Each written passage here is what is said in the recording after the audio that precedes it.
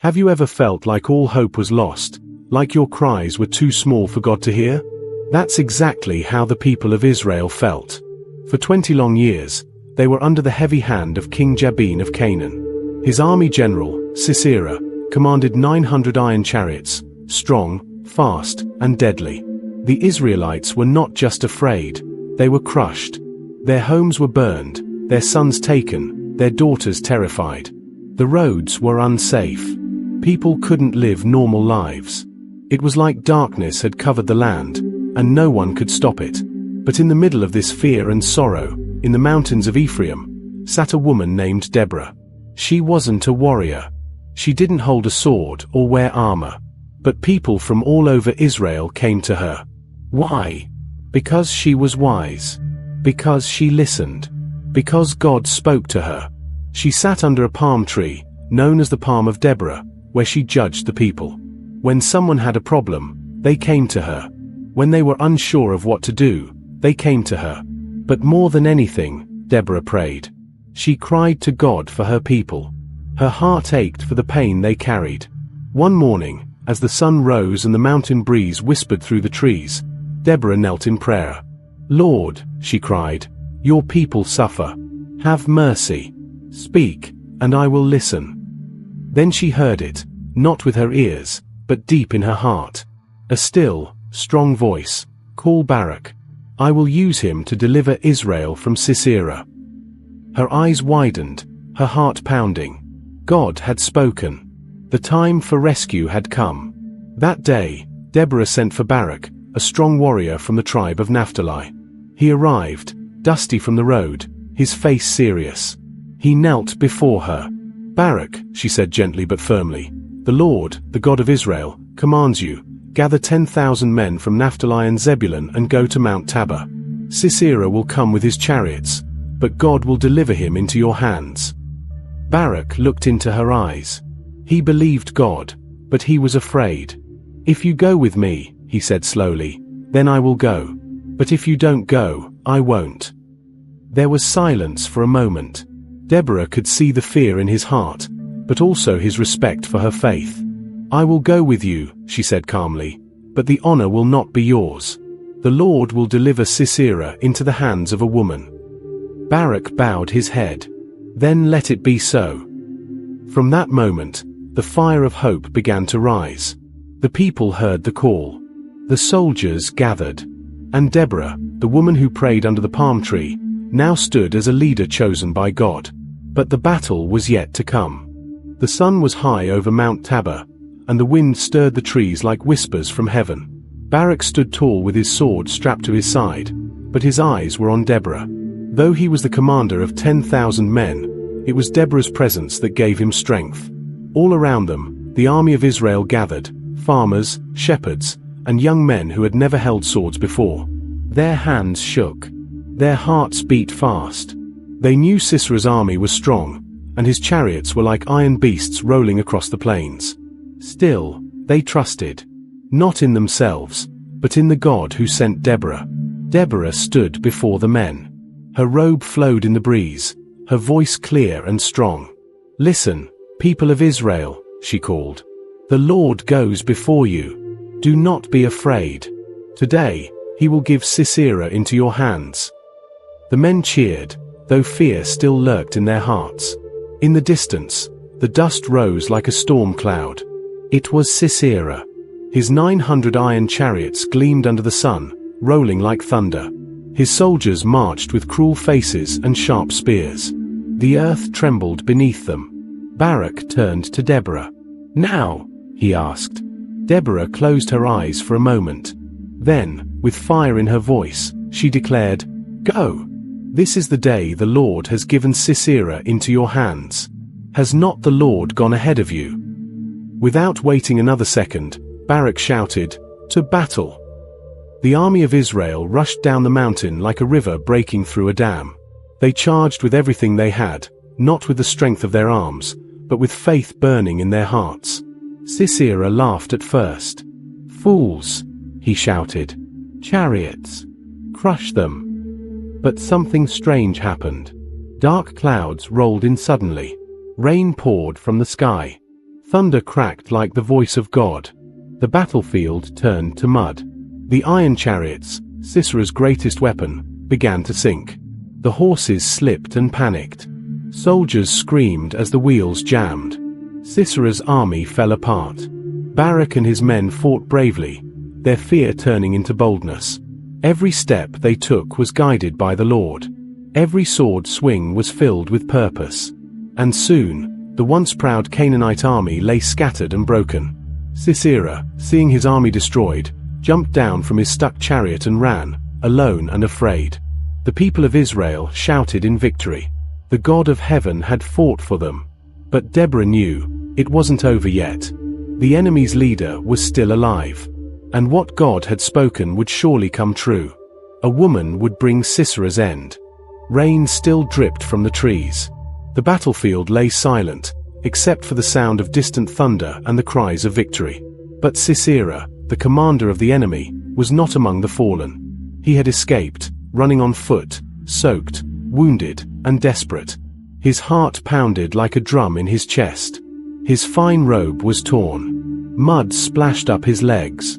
Every step was heavy. His pride, once as strong as his army, now felt like a stone tied to his back. The mighty commander was now a frightened man, hiding from the justice of the God of Israel. In the distance, Sisera saw something, a tent. It belonged to a woman named Jael, the wife of Heber the Kenite. Her family was at peace with Jabin, Sisera's king. He thought he would be safe there. Jael stepped out of her tent, tall and calm. Her eyes were sharp, and her hands steady. She saw Sisera stumbling toward her, dirty, trembling, breathless. "Please," he gasped, "give me shelter. They are chasing me." Jael nodded slowly. "Come in, my lord. Do not be afraid." She led him inside her tent and covered him with a warm blanket. Her voice was gentle, almost like a mother's. "Please," Sisera whispered, "give me a little water." Jael reached for a skin of milk instead. She poured it carefully into a cup and handed it to him. "Drink," she said softly. Sisera drank the milk and sighed. He felt warm, protected, safe. "Stand at the door," he told her, beginning to drift into sleep. "If anyone comes and asks if I'm here, tell them no."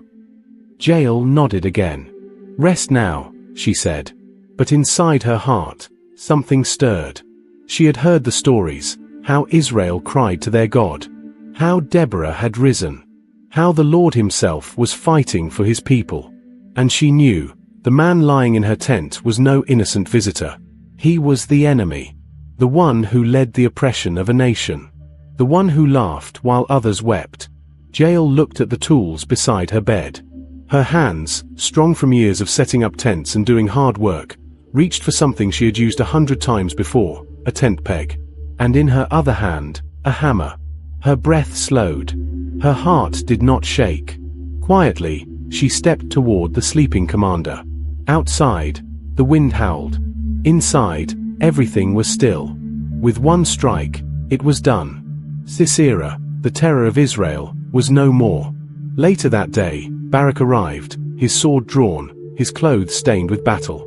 He was searching for Sisera. Jael stepped out of her tent. "Come," she said. "I will show you the man you are looking for." Barak followed her inside and stopped.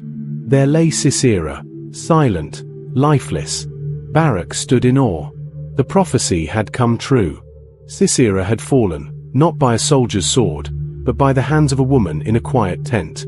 The sky cleared the next morning, as if heaven itself had wiped away the storm. The battlefield, once soaked in fear and blood, now glowed under the sunlight. Birds began to sing again. Children peeked from behind doors. The people of Israel stepped out of hiding. The enemy was gone. News spread like wildfire through the towns and hills. Sisera was dead. His mighty chariots were broken. His army scattered. His cruel reign over Israel had ended. But the people didn't just celebrate with dancing or feasting. No. Deborah and Barak lifted their voices, not in shouts of war, but in a song of praise to the Lord. The song echoed through the land. It was not just music, it was a story, a prayer, and a memory carved into the heart of Israel. Hear this, O kings.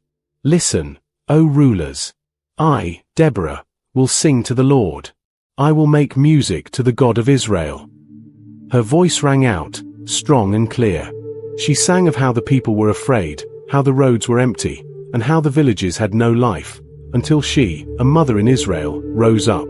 Barak joined her, singing of the men who volunteered, of the tribes that answered the call, Naphtali, Zebulun, Issachar, and also of those who stayed behind in fear and did nothing. They sang of the power of God, who made the stars fight from the sky and turned the rain against Sisera's chariots. They remembered Jael, the woman with steady hands, and gave her honor. Most blessed of women be Jael, the wife of Heber the Kenite. Blessed is she above all women who live in tents. Their voices rose higher, retelling how Sisera fell, not in the noise of battle, but under a hammer and peg in a peaceful tent. The song turned soft and slow near the end. Deborah sang of Sisera's mother. She imagined the woman standing at her window, waiting for her son to return, wondering why his chariot delayed. Her servant said, "Maybe he's dividing the plunder, the pretty clothes, the gold." But Sisera was never coming home. It was a warning to all who heard, God cannot be mocked. He lifts up the humble and brings down the proud. When the song ended, there was silence. Then tears. Then joy. The people of Israel wept, not just for victory, but because they knew God had seen them. God had heard them. And God had delivered them. For the first time in years, they were free. From that day on, Deborah was no longer just a judge or a prophetess. She became a legend. A mother. A warrior of faith. A woman whose voice moved a nation. And the land had peace. For 40 years. You know, when we look back at the story of Deborah, it's not just about battles, swords, or a great victory. It's about something deeper, faith, courage, and obedience in the face of fear. Deborah didn't lead with weapons. She led with wisdom, with prayer, and most of all, with faith. She listened when no one else was listening. She trusted God when others were too afraid to act. And she stood up, not for herself, but for her people, because she believed that God keeps his promises. And what about Barak? He was scared. He hesitated. But he still chose to obey, with help. That's okay. Sometimes we need people beside us to step into our calling. It doesn't make us weak. It makes us human. And Jael? She didn't wear armor. She wasn't a soldier. She was just a woman with a quiet life, a small tent, and strong hands. But when the moment came, she chose courage. And because of that, she became part of God's great rescue plan. Here's the truth. God can use anyone, young or old, man or woman, strong or weak. It's not about position or power. It's about the heart. It's about saying yes when God calls. So let me ask you, white right pointing backhand index, are you listening like Deborah? White right pointing backhand index, are you willing to obey like Barak, even if you're afraid? White right pointing backhand index, are you ready to act with courage, like Jael, when the moment comes? This story reminds us that we each have a part to play. The world doesn't need perfect people, it needs faithful ones. People who will stand up when it's hard. People who will choose right over easy. People who trust that when God is with them, anything is possible. So wherever you are in life, maybe you're in a quiet season, maybe you're in a battle of your own, know this, God sees you. He can use you. And he is still writing stories of victory through ordinary people like you. Keep trusting. Keep listening. And when God calls, be ready to rise. If this message touched your heart, don't forget to like this video, subscribe to the channel, and share it with someone who needs encouragement today. And write in the comments, Lord, help me be brave like Deborah.